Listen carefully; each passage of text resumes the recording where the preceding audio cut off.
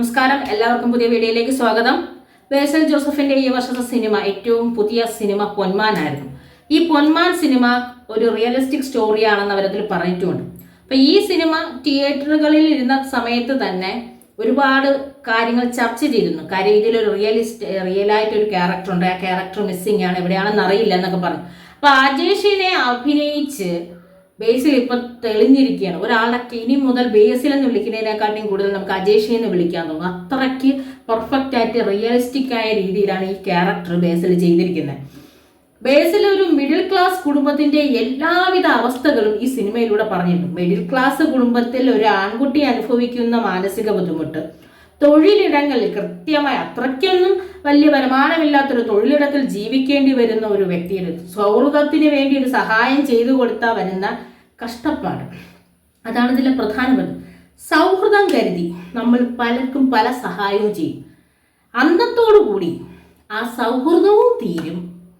നമ്മളൊരു ശത്രുവിനെയാണ് സൃഷ്ടിക്കുന്നത്. നമ്മൾ ഏറ്റവും അധികം നമ്മൾ ഏതെങ്കിലും ഒരു വ്യക്തിയെ സഹായിച്ചിട്ടുണ്ടെങ്കിൽ അയാൾ അടുത്ത വാക്കിന് നമ്മുടെ ശത്രുവായി തീരും എന്ന റിയലായിട്ടുള്ളൊരു കാര്യം കൂടി ചിത്രം പറയുന്നത്. കാര്യം നമ്മളെ മുമ്പിൽ കരഞ്ഞു കാണിച്ചും പിണങ്ങിയും സങ്കടം അഭിനയിച്ചും നമ്മുടെ മുമ്പിൽ നമ്മളിൽ നിന്ന് ലാഭം പറ്റിയ പലരും എല്ലാവർക്കും അറിയാം. പിന്നീട് നമ്മൾ ആ സഹായം തിരിച്ചു ചോദിക്കുകയും നമ്മൾ ആ സഹായം തിരിച്ചൊന്നും ചോദിക്കണ്ട, അതിനു മുമ്പേ നമ്മളൊരു ശത്രുവിനെ സൃഷ്ടിക്കുന്നത്. ആ കഥ അതാണ് ഈ ചിത്രത്തിൽ ഏറ്റവും അധികം അജേഷ് അനുഭവിച്ച വിഷമം, സഹായിച്ച് പോയതിൽ വന്ന ബുദ്ധിമുട്ട്. എല്ലാവരുടെ പരാതികൾ കേൾക്കാൻ നമ്മൾ കാണും, പക്ഷെ നമ്മുടെ പരാതി കേൾക്കാൻ ആരും കാണില്ല. സഹായം ചെയ്തു പോയവന്റെ അവസ്ഥ അത് ഈ ചിത്രത്തിൽ പറയുന്നുണ്ട്. അപ്പൊ ഒരു അജേഷ് എവിടെയാണെന്ന് ഇപ്പൊ ആർക്കും അറിയില്ല. ഈ ടീം തുടങ്ങിയ കാലം മുതൽ പറയുന്നുണ്ട്, എവിടെയെങ്കിലും അജേഷ് ഇരിപ്പുണ്ടെങ്കിൽ, അജേഷ് ഈ കാര്യം കാണുന്നുണ്ടെങ്കിൽ തിരിച്ച് അവരിലേക്ക് വന്നു കഴിഞ്ഞാൽ അജേഷിന് നഷ്ടപ്പെട്ട സ്വർണവും പണവും ഒക്കെ കൊടുക്കാൻ ഈ ടീം തയ്യാറാണെന്ന് അന്ന് തന്നെ പറഞ്ഞിരുന്നു.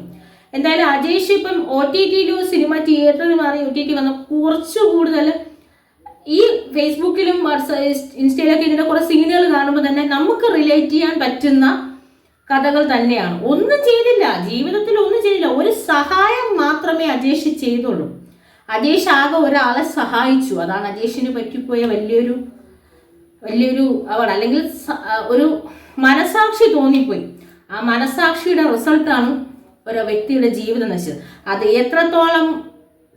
എത്രത്തോളം ഭംഗിയായി കൈകാര്യം ചെയ്യാൻ പറ്റുമോ അത്രയും നല്ല രീതിയിൽ ബേസിൽ കൈകാര്യം ചെയ്തിട്ടുണ്ട്. ബേസിലിന്റെ ജീവിതത്തിൽ അഭിനയ ജീവിതത്തിൽ ഏറ്റവും അധികം ഓർമ്മിച്ചിരിക്കുന്ന, ഏറ്റവും അധികം നമ്മൾ മനസ്സിലാക്കാൻ പോകുന്ന, ഒരുപാട് പേര് അനുഭവിച്ച ഒരു കഥ കൂടിയാണ്. നമുക്കറിയാം, ഒരു സഹായമെങ്കിലും ഒരാൾക്ക് ചെയ്തു കൊടുത്ത ഒരു വ്യക്തിയെ സംബന്ധിച്ചിടത്തോളം ഈ സിനിമ നമുക്ക് റിലേറ്റ് ചെയ്യാൻ പറ്റും. എന്തെങ്കിലും നിസ്സാരമായിരിക്കും, ഒരൊറ്റ സഹായം മതി ഒരു ശത്രുവിനെ സൃഷ്ടിക്കാൻ, അല്ലാതെ ഒരു സുഹൃത്തിനെ സൃഷ്ടിക്കാനല്ല. സൗഹൃദ ബന്ധം അവസാനിക്കാനും ഒരു ശത്രുവിന്റെ സൃഷ്ടിക്കാനും നമ്മളൊരാൾക്കൊരു സഹായം ചെയ്താൽ മതി. അതിന്റെ ഒരു എന്താണ് ഏറ്റവും ക്ലിയർ ആയിട്ടുള്ള എവിഡൻസ് ആണ് ഈ സിനിമ തന്നെ. ആ സിനിമ തന്നെ അതിൽ അജേഷിനെ പറ്റി വല്ലാത്തൊരു പറ്റായിപ്പോയി. എങ്കിലും അജേഷിനെ സിനിമയിലൂടെ അവതരിപ്പിച്ച് യഥാർത്ഥത്തിലുള്ള അജേഷ് അനുഭവിച്ച വേദന അങ്ങനെയെങ്കിലും ഒരാളെങ്കിലും മനസ്സിലാക്കിയെന്ന് എവിടെയോ ഇരിക്കുന്ന അജേഷിന് ഇപ്പം മനസ്സിലാക്കാൻ പറ്റും.